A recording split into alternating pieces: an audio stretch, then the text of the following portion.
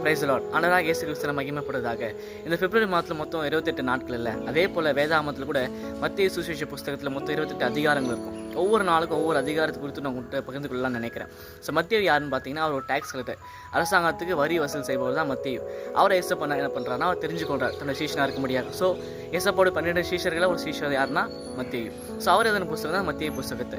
So இந்த புஸ்தகத்தில் முதல் அதிகாரத்தில் என்ன எழுதப்பட்டிருக்குன்னு பார்த்தீங்கன்னா, இயேசு கிறிஸ்துவ வம்ச வரலாறு பற்றி எழுதியிருப்பாங்க.